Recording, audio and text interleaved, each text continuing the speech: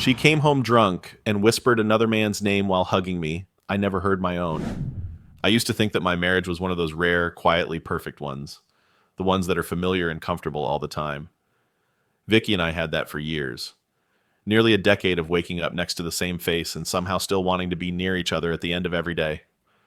Sometimes I'd look at her across the room and still feel that strange rush in my chest, like when we were younger. And honestly, it surprised me every time because when we first met, I wasn't even attracted to her. Not in the way I usually was with women. She wasn't my type, not physically at least. The first time we met at a friend's birthday dinner, I remember thinking she was sweet and funny, but not someone I'd ever look at twice. And yet, for reasons I still don't fully understand, she became the person I couldn't stop thinking about. Maybe it was the way she talked or how she went out of her way to make sure everyone was having a good time. Maybe it was how she listened like what you were saying mattered all the time. Whatever it was, it hooked me. Slowly and then all at once. We dated for years, lived together for years, and finally got married after everyone started asking when we were going to make it official. Those years of just the two of us were the happiest I'd ever been. We weren't perfect. We had dumb arguments and moments where we annoyed the hell out of each other, but we always figured it out, always found our way back to each other. Or at least we did until about 4 years ago.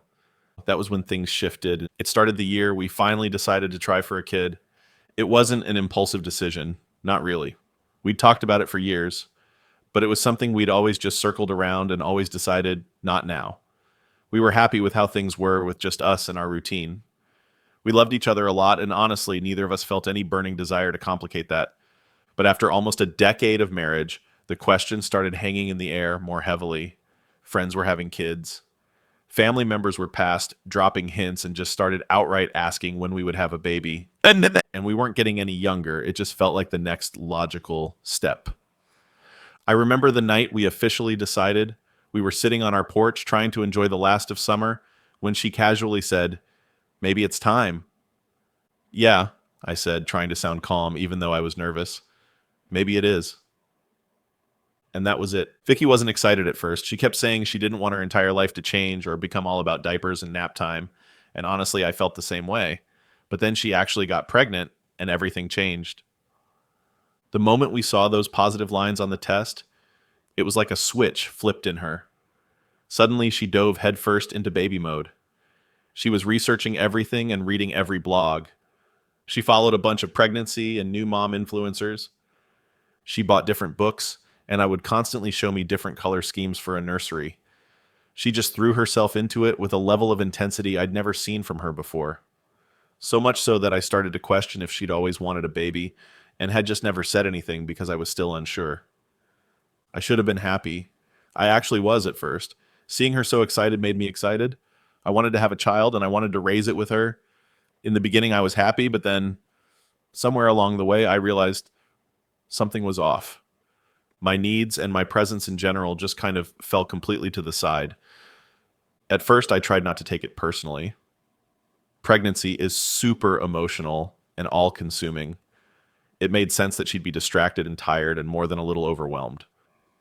I told myself she'd balance things eventually and that it wasn't about me anyway. But then she started treating me less like her husband and more like a side character, or when she got really busy, an assistant. She was also very irritable all the time. I couldn't touch her belly because it was too sensitive. I couldn't cuddle her because she would get too hot. And whenever I tried to talk to her about my day, she would brush me off and tell me that she needed to read up on some more things. We barely kissed and barely spent time together unless it had to do with the baby. But I held it together. I told myself it was just temporary. I told myself things would be different once the baby came. I thought that the pregnancy was the stressful part, and afterwards we'd hire a nanny like we always talked about. We'd get help so that we could take breaks and focus on each other again. That was the fantasy I clung to. But reality turned out to be nothing like that. When our son was finally born, I thought it would feel like a fresh start. I thought it would bring us closer. Instead, it felt like she disappeared even more. She didn't even want a nanny anymore. The same woman who practically begged for a nanny before and who said she didn't want to lose herself in motherhood was suddenly adamant that we raise him alone. She kept saying things like, "It's better for bonding and he needs his mom. I should be the one taking care of him. He needs his mom," like I didn't matter at all, like I couldn't care for him. The first few weeks were intense, sure, but I kept waiting for things to balance out, and they never did. If anything, things got worse. She ignored me completely, not in a malicious, I don't love you way, more in a very single minded, solely focused on the baby way. Everything revolved around our son. Absolutely everything. I'd come home from work and she wouldn't even look up. She'd just say, "Shh, he's sleeping," or "Don't make too much noise going up." I'd kiss her cheek and she'd barely respond. I'd ask how she was doing and she'd talk only about the baby. I didn't want to be jealous of my own child, but I was. And I didn't want to resent her for loving him, but in a way I did. And every time I tried to gently bring it up, she'd look at me like I was selfish for even suggesting she split her attention. "This is what motherhood is, Tom," she'd say. "He needs me, you know that." What I didn't say, and what I held back every time, was that I needed her too. But the space between us kept growing.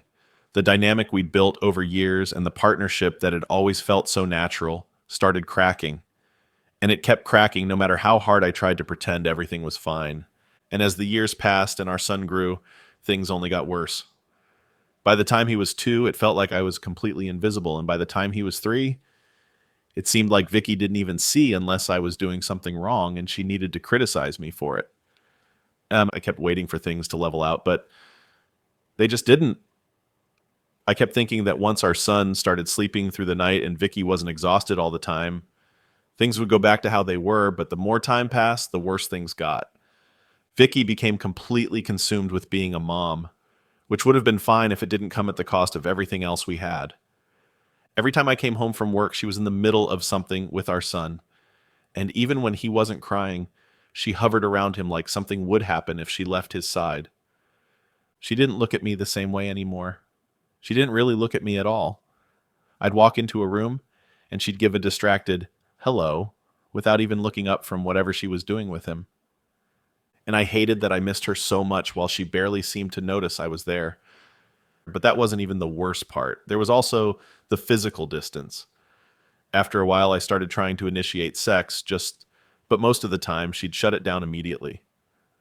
I didn't take it personally after the first few rejections, but after a while of constantly getting shut down, it was impossible not to. And then when she finally did say yes, maybe once every couple of weeks or months, it didn't feel the same. And I hated myself for noticing or even caring about stuff like that, but I couldn't help it. Her body had changed.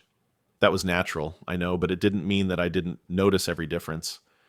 Things were a lot rounder and saggier, a lot more softer than she used to be and than I preferred. It makes me sound horrible, but the truth was that having sex with her again made me realize that I wasn't really attracted to her physically anymore. And worse than that, it wasn't completely physical. I wasn't just losing attraction because her body had changed, but also because she had changed completely when it came to the choices she made and the priorities she had. I had fallen in love with a version of Vicky who practically didn't exist anymore. So I started pulling away, not intentionally, not at first. But once it started, I couldn't stop. I stayed longer at work and I texted her less throughout the day. I stopped trying to plan dates because I already knew she'd say no. And maybe it was a shitty thing to do, but what was even shittier was how much of a hypocrite she was, because the second I talked and touched her less, she noticed and confronted me about it. Vicky's never been the type to let something go unexplained. So of course the distance between us eventually led to fights. Quiet ones at first, where we'd make little jabs at each other. But those turned into full-blown arguments that neither of us could navigate. She would go on about how I've changed and how I don't look at her anymore, how I'm always somewhere else in my head. It was ridiculous coming from her since she'd treated me the exact same way for years. And I never complained, but in the end, she wasn't wrong. I was somewhere else in my head most of the time. It was hard not to be when our life together had become so difficult and different. But every time we fought, I'd still try to tell myself that we were going to get through it. I didn't want to admit how much resentment was building under the surface. Then one night, things escalated in a way I wasn't expecting. I came home late after a brutal day at work. Vicky was at the stove when I walked in. She turned when she heard the door, and for a second I thought maybe things were okay since she smiled at me, but then stepped toward me like she wanted a hug, and she didn't even reach me before her face changed. She stopped, frowned, and sniffed the air slightly. "What's that smell?" she asked. "What smell?" I asked back. I was genuinely confused and incredibly tired. Perfume, she said, looking straight at me. You smell like someone else. I almost rolled my eyes when I realized what she was talking about. I wish I could say she was imagining it, but she wasn't. I did smell like perfume. It wasn't because I'd done anything wrong, though, not in the way she thought, but explaining that felt impossible when she looked so suspicious. I was working with my coworker Lisa all day, I said quickly. She was in my office for hours because we had a lot of stuff to go over. That's all. Most of that was true. I had spent a ridiculous amount of time with Lisa that day. We worked well together, and yes, we'd gotten closer professionally than I ever got with most people in the office. Not inappropriately close, but close enough that Vicky would have had questions if she knew. So I kept the fact that Lisa and I were good friends to myself. But the perfume thing? That was an accident. I didn't even notice it until Vicky pointed it out. Vicky didn't buy my explanation, though, not even a little. So you're spending all this time with her, and you never thought to mention that? She asked. It's work, I said. We're just on the same project. She crossed her arms. You've never smelled like perfume before. I don't control what other people wear, I said. Oh my God, you're totally overthinking this. It was the wrong thing to say. I knew it as soon as I said it. That's when everything spiraled. The argument escalated fast, faster than most of our fights. She kept pushing and asking questions, and I kept trying to assure her that nothing was going on. Eventually, the fight moved on from Lisa and perfume, and she started talking about how I was avoiding her and how it was probably because I'd become interested in someone else. We went back and forth for a bit, and then in the middle of it, she hit me with something I wasn't ready for. I know you don't find me attractive anymore. My stomach dropped. She said it so quietly that it didn't sound like part of the argument at all. It sounded like something she'd been holding in for months. And she was right, at least partially. But hearing it out loud from her wasn't something I knew how to react to, so I froze. Just for a second.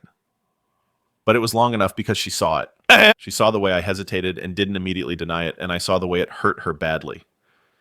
And without another word, she turned and walked away. She didn't slam anything or scream. She just left the kitchen without a word. And I stood there, smelling like someone else's perfume and wondering how the hell we'd gotten so far from the couple we used to be. After that fight, the house changed. There was this tightness in the air and this tension between us. We barely spoke to each other, and when we did, it was only about our son. Even those conversations were clipped and stiff, as if we were two coworkers sharing updates on a job we both hated. If she walked into a room, I instinctively walked out. If I came downstairs, she found something to do in the kitchen. We weren't yelling or fighting anymore, and honestly, that would have been better. At least yelling meant we still cared enough to talk. But then it was just nothing. It got suffocating fast. So I did the only thing I could do. I started staying at work longer. At first, I justified it to myself by saying that we were in the busiest season of the year and everyone stayed late sometimes. But soon, it became something else. A way to relieve myself and breathe a little easier. And because I was spending more hours at the office, I started spending more hours with Lisa. One night, we were working on one of the reports that was becoming a headache for everyone. She was typing something when she suddenly stopped, sat back, and looked at me for a moment. You've been so distracted the last few weeks, she said. What's going on with you lately? I shook my head and told her I was fine. Tom, she said, raising an eyebrow, I sit across from you every day. I know when you're off. I didn't answer. Honestly, I didn't even know where to start. But she didn't drop it. She kept nudging gently, asking if I was stressed, if something happened, and if everything was okay. Eventually, I cracked and just told her that things weren't great half home. I didn't give her all the details. I wasn't about to pour out my marriage onto my work desk, but I told her just enough. I talked about the distance, the fights, and how Vicky jumped to conclusions about the perfume and accused me of not wanting her anymore. Lisa's reaction was immediate. She's just projecting, she said flatly. That's what people do when they're insecure. They find something to blame and latch onto it. I didn't like the way she said it. She was too quick and willing to place Vicky in the wrong. Marriage isn't that simple. There was hardly ever a clear-cut bad or good guy. But hearing someone take my side without hesitating or listing all the ways I could have handled things better hit harder than I expected. It felt good to be understood. It felt even better to be defended. So I didn't correct her. I didn't tell her the whole situation was more complicated. I didn't tell her Vicky had valid reasons for feeling insecure after how much things had changed between us. Instead, I let her keep talking. We ended up closing our laptops and pushing the work aside. What was supposed to be a quick project talk turned into a long conversation about relationships, work stress, parenting, and expectations. A little bit of everything, really. It wasn't romantic, but it wasn't professional anymore either. For years, we'd kept a careful boundary, but that night pushed the door open just a crack.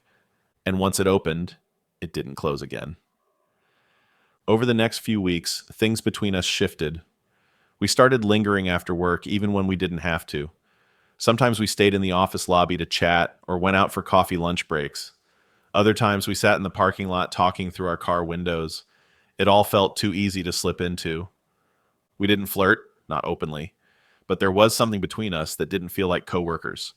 Some shared tension I couldn't really name. Then one night we were packing up our things after another long day. It was nearly 8 and the office was almost empty.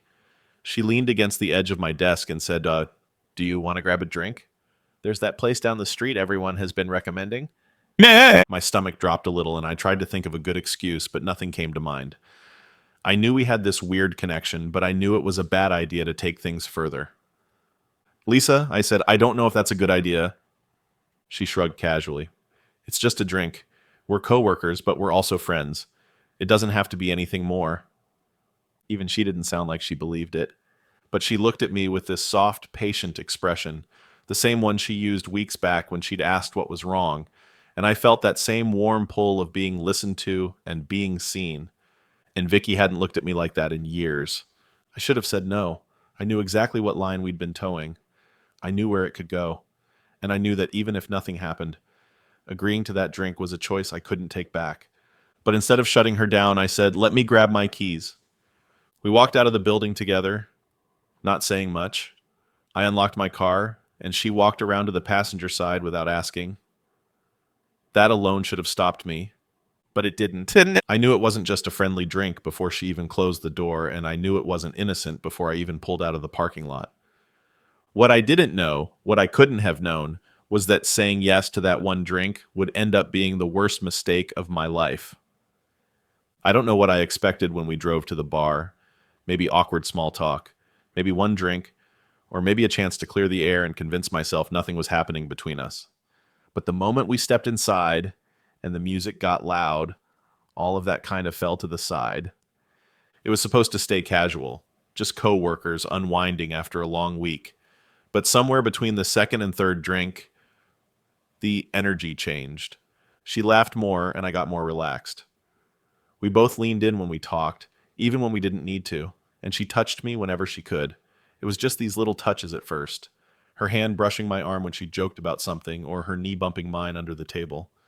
None of it was technically inappropriate, but none of it was innocent either. And it shouldn't have, but the attention felt so good. After months, years honestly, of being ignored, dismissed, or snapped at home, having someone look at me with such open interest felt like stepping into warmth after freezing for hours. I kept telling myself not to lean into it. I didn't want to enjoy it too much or read too much into it, but she made it so easy. After another drink, a song came on that she liked. She smiled, set her glass down, and tugged on my sleeve. Come dance with me. I don't really dance, I said. Everyone dances when they're drunk enough, she said, laughing. Come on. She didn't give me a chance to argue. She just grabbed my hand and dragged me toward the small dance floor. We weren't pressed up against each other or anything blatant, but we were close. Very close. Close enough that I could smell her perfume, the same one Vicky accused me of smelling like weeks before. Close enough that every time she moved, she brushed against me. And maybe it was the alcohol, or the music, or the way she leaned her head back when she laughed. But for a few minutes, I forgot about everything waiting for me at home. Eventually, we left the dance floor and went back to our drinks. The room was spinning a little, and that let me know that we were on our way to being drunk. She kept smiling at me like she knew exactly what she was doing. We stayed until the bar started to thin out. When it was finally time to leave, we walked outside and stood under a streetlight while she called a ride. The night air was cool, and the alcohol hit me harder once we were out of the noise. We were standing way too close. Close enough that when she looked up at me, Our faces were barely an inch apart. And then it just kind of happened. We kissed. It was nothing dramatic or intentional. It was just two people who shared a bond and who'd had too much alcohol and very little distance. And I wish I could say kissing her felt wrong or that it was a terrible kiss or that I didn't feel anything. But I can't because the kiss was great, amazing even. And I did feel a lot of confusing things when her lips were on mine. It felt like being wanted for the first time in a long time, and that felt better than I can explain. Her ride pulled up in the middle of it, and she looked at me with this soft, questioning expression, a look that said, "Are you coming?" Every part of me screamed not to get in that car. Every reason not to do it was right there in my head. Vicky, our son, our home, our marriage. All of that set off warning signs in my head. But I ignored all of it when I stepped into the car with her. Her apartment was only 20 minutes away, and we barely talked through it all. Our mouths were busy doing other things. When we got inside her bedroom, everything happened fast. There was no slow buildup or dramatic hesitation. Just two people with this pent-up attraction who'd been towing a line for weeks finally stepping over it. We had sex that night. I won't go into the details, but it happened. And at the time, every part of me was too drunk and too wrapped up in the attention and the closeness to think about anything else. It was only in the morning that reality hit.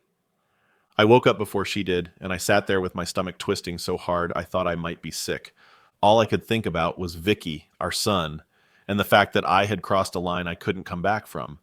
The guilt was sharp and intense, so strong it felt physical. I didn't recognize myself or understand how I'd ruined everything in one night. Lisa woke up eventually, stretching and smiling like nothing was wrong. She touched my shoulder lightly and asked if I was okay. I lied and said yes. She didn't push it. But even with the guilt burning through me, I couldn't ignore something else, and that was how she made me feel. It had been years, literal years, since someone had looked at and touched me the way she did. It had been so long since someone made me feel special or like I mattered. It sounds a little pathetic, I know, but it's the truth. When I left her apartment, I told myself it was a mistake and it would never happen again. I even believed it for a few hours. But the second I saw her at work the next day, all the resolve I thought I had just crumbled. She smiled at me like she usually did, and I felt that same pull all over again. I tried to stay away from her, I really did. But the more she was around me, the more she gave me her flirty smiles and casual touches, the more I felt myself leaning into it more and more. She gave me the attention I'd been starving for. She made me feel visible and wanted. And once I tasted that after going so long without it, it was nearly impossible to let it go. So I didn't. And that's how the affair began. It wasn't planned or talked about, it just kind of happened. For weeks after work, we'd go to her apartment. Sometimes we talked, but most times we didn't. Most times we just spent all the time we could having sex. I hated how much I couldn't help but compare all the passion I felt with Lisa to the coldness I felt with Vicky.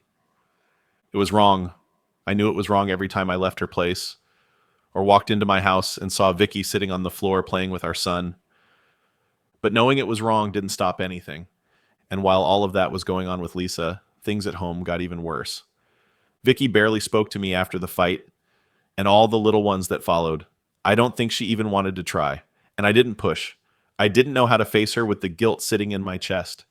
So we fell into this quiet, miserable pattern of avoiding each other. She'd stay in the bedroom with our son, and I'd stay downstairs. We'd switch places when we needed to take turns watching him. We'd even eat separately most days. And even though we almost always slept beside each other, it felt like we're practically sleeping in different houses thanks to the distance between us. Our strained relationship made the house feel heavier, and each time I walked through it, the guilt grew even deeper. At first, the affair felt like an escape. But after weeks, the reality of what I'd done settled into me, and it stopped feeling like freedom and started feeling like a stain I would never be able to get off. I felt filthy and awful each time I came home and realized that I'd missed spending time with my son just so I could sleep with Lisa. It made me feel like a horrible father and an even worse husband. I found myself wondering if I should end things with Lisa, and if maybe, for the sake of my marriage, I needed to let it go and figure out how to fix things with Vicky. Because even though Vicky and I were barely on speaking terms, and even though I had started to feel more connected to someone I shouldn't be involved with, She was still my wife, and I still loved her, and a part of me still wanted us to work. I knew in my heart that even if Vicky didn't know about it, the affair was still making everything worse. But another part of me, the selfish, lonely, attention-starved part, kept telling myself that it would be fine if I just kept it quiet and made sure that Vicky never found out. That was what I told myself for a while just so I could keep seeing Lisa, but I knew it couldn't last forever. I also knew that if I didn't end things with her, it would all blow up in my face eventually. It was just a matter of when. I knew I had to end it, and I kept thinking I could do it on my own terms. That if I just waited for the right moment or the right week, I'd be able to walk into her office, tell her we needed to stop, and walk out feeling like I'd done the responsible thing. Before I could figure out how to do any of that, though, everything fell apart in a way I never could have prepared for. One night after work, I got home a little earlier than usual. Not early by normal standards, but early for me. I walked through the front door expecting that same quiet heaviness and Vicky's usual glare, but what I found was neither of those. Instead, there was music playing in the kitchen and the sound of an unfamiliar woman's voice. For a second, I thought maybe Vicky had invited her sister over, or maybe her mom had flown in unannounced, which would have been a strange choice, but not impossible. But when I walked into the kitchen, the first thing I saw was a woman I didn't recognize. She was stirring a pot, humming along with the song, completely at home at my stove like she'd done it 100 times, and my son was sitting on a blanket on the kitchen floor with a pile of toys, babbling happily at her. I was shocked and more than a little confused. I stood in the doorway long enough for her to notice me, and when she turned around, she smiled politely, like everything was normal. "Hi," she said. "You must be Vicky's husband. I'm Kara." I asked what she was doing in my kitchen and with my son. That was when her smile dropped, and she carefully explained that she was the nanny that Vicky had hired her, and that they'd been talking about her working at the house for the last few days. I asked her when Vicky left, when she was expected back, and whether this was some kind of trial period. She explained everything in a calm but slightly confused way. Vicky had apparently gone out in the early evening. She'd hired Kara earlier that same day. She intended to keep her on part-time, and Kara assumed I already knew because Vicky had told her it was a decision we both made. My jaw clenched so hard after that, I thought I'd crack a tooth. I thanked her for her time, told her she could go home early, and insisted I would take care of my son for the rest of the night. She tried to object, mentioning the dinner she was cooking, but I cut her off and told her to leave. After she left, I picked my son up off the floor and tried to calm myself down. I heated up his dinner, played with him quietly, and eventually put him to sleep. After that, I waited and waited. By the time Vicky got home, it was almost midnight. She came through the door, and it was obvious from the way she was walking that she was pretty tipsy. I didn't even give her a chance to take her shoes off. "Where were you?" I asked. She brushed past me toward the kitchen. "Out." "And why is there a nanny in our house?" She stopped, turned around, and looked at me like I was the one being unreasonable. "Because I hired one." Without talking to me, she frowned. "Since when do we talk about anything?" I took a few steps toward her. "Vicky, this isn't a small decision. You brought a stranger into our house. You let her watch our son without telling me." She shrugged out of her jacket and tossed it on the coffee table. "You never give me the courtesy of telling me anything either." I felt my heart drop a bit when I heard that. "What does that mean?" Her eyes met mine, and she looked furious and tired at the same time. "Don't play dumb. I've smelled another woman on you for weeks. I'm not an idiot." I felt myself freeze. She kept going. "You come home late. Some nights you don't come home at all. You're barely here, and when you are, you're distracted and distant." She made air quotes around the words. "Do you think I'm blind? Do you really think I don't know that something is going on?" I didn't know what to say. I didn't have a lie prepared for that. I had no excuse. I hadn't expected her to confront me that night, or ever really. "We haven't been doing well," I said finally. That doesn't mean that I trailed off as I thought of what exactly I could say. She immediately jumped in when I hesitated. "It doesn't mean you get to do whatever you want without talking to me, or maybe it does. Maybe that's just how we do things now, and I'm just following your example." She took a step forward, her face flushed with anger. "I'm going out when I want. I'm hiring who I want. If you get to ignore me, then I get to live my life too." "We need to talk," I said. It was all I could say. This isn't helping anything. She laughed bitterly. There's nothing to talk about, she said, and before she walked away, she added, now that we have the nanny you wanted, you have even more free time. Try not to spend it all with Lisa. After that, all I could do was watch as she stormed down the hallway and listen as she slammed the bedroom door so hard the frame shook. I stood there in the kitchen trying to breathe normally again, but my chest was too tight. My hands were sweaty, and everything felt one step away from cracking open. Vicky didn't outright accuse me of anything, but it was more than obvious she had her suspicions, ones that I couldn't brush off like I'd done the last time. I knew then that my marriage was hanging on by a thread, and if I didn't do something quick, I would lose everything. So the next day, after hours of pretending to work while replaying the previous night over and over in my mind, I asked Lisa if we could talk privately. She seemed surprised, but she followed me into one of the empty meeting rooms. For a moment, she looked hopeful, like she thought I was finally going to admit feelings I didn't even let myself acknowledge. I took a deep breath. We need to stop. Her face fell immediately. Stop what? You know what I mean, I said. We need to end whatever this is. She crossed her arms, obviously upset. Why? I explained that things at home were bad and that they were only getting worse. I told her that I needed to focus on my marriage and I couldn't do that if we were still involved. She hesitated and her voice got softer. We're good together. You don't have to throw that away for her. It's not fair to you. I shook my head. This wasn't meant to be anything long-term anyway. It wasn't supposed to get this far. We both knew that. That doesn't mean we have to stop, she said stubbornly. We can figure this out. No, I said, keeping my voice steady. We can't. Things with us have run their course. We need to focus on work and on our own lives. That's it. She stared at me for a long moment. Her eyes were glassy, but she didn't cry. She looked angry, but she didn't yell or argue. Okay, she said finally, if that's what you want. I didn't know how to respond, so I didn't. She walked past me and left the room without another word. The silence she left behind felt colder than anything she could have said, but I knew I had made the right decision. I spent the rest of the afternoon trying to figure out how I was going to approach things at home.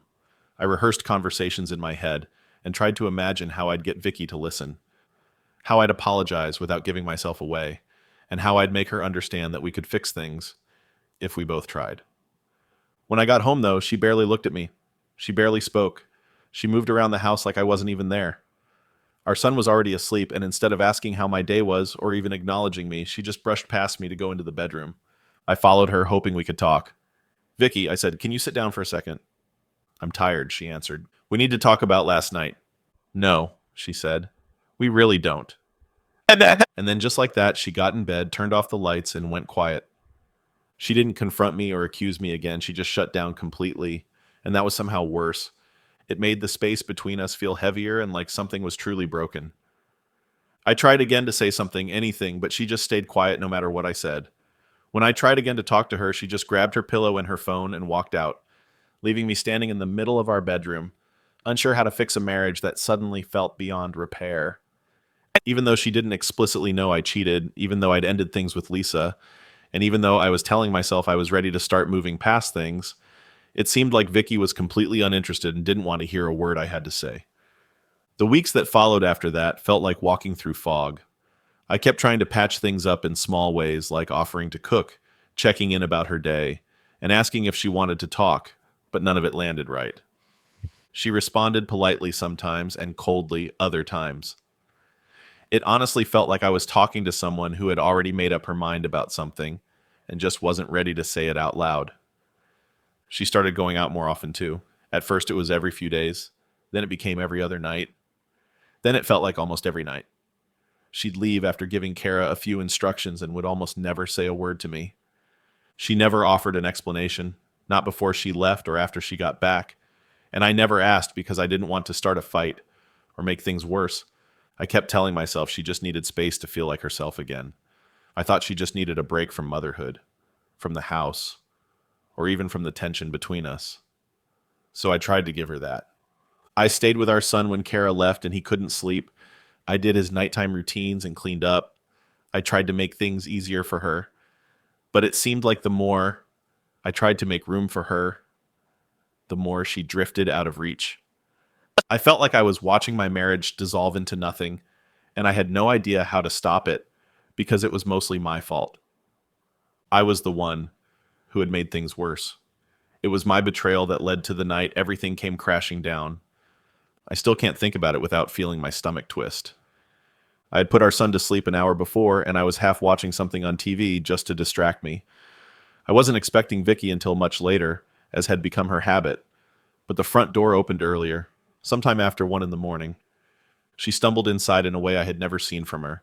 She held onto the wall and missed the handle of the door twice before finally shutting it behind her. Her hair was a mess, and she could barely stay upright. "Vicky," I said, getting up instantly. "Hey, careful." She didn't answer. She just laughed a little and slurred her words as she mumbled something. I grabbed her arms just to steady her, because she leaned too hard to one side and almost lost her balance. That was when she wrapped her arms around me. She was hugging me, but was completely unsteady and hanging on to me like she was about to collapse. The scent of alcohol hit me before anything else. It was strong and stale, and she practically reeked of it. I opened my mouth to ask where she had been, but then she buried her face into my shoulder and whispered something I can never forget. "Jason." At first I thought I misheard, but then said it again, a little louder and a little more desperate. "Jason, please." My whole body went still. I don't think I even breathed. She was clinging to me like she needed me, but she wasn't calling my name. She was calling the name of some random man I didn't know and holding on to me desperately like she thought I was him. She said the name again and again. She kept whispering it and saying other things about him or to him. I couldn't really understand any of it, but that didn't make it hurt any less. I didn't know who Jason was. I didn't know if he was something in her head or a stranger she met while she was out. I didn't know anything except that my wife had walked into our home drunk, calling for another man while clutching on to me like she was going to fall apart. I didn't know what to do or what to say. I just guided her to the bedroom, and all the while she kept whispering that same name in this breathless voice. By the time I'd gotten her to our room, her breaths and words almost sounded like moans. It all made me feel sick and awful. None of it made sense, and none of it felt accidental at the same time. When I finally got her onto the bed, she rolled over and passed out almost instantly.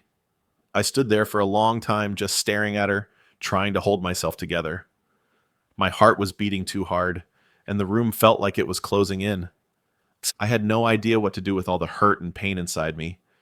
After watching my wife act like that and call out for someone else, I didn't sleep that night. I sat on the edge of the bed, staring at the wall, and thinking about how everything had fallen apart so fast. I thought about the fight and the distance. I thought about Lisa and how ending things with her hadn't magically fixed anything at home like I'd naively thought it would. I thought about how Vicky had pulled away so far that I didn't even recognize her anymore. And now there was a name. There was this man that felt like a new crack running through an already fractured marriage. By morning, she woke up hungover and confused. She asked if I had fed our son breakfast and if I had seen her purse. She asked what time she came home. She asked about everything except the one thing I couldn't stop thinking about.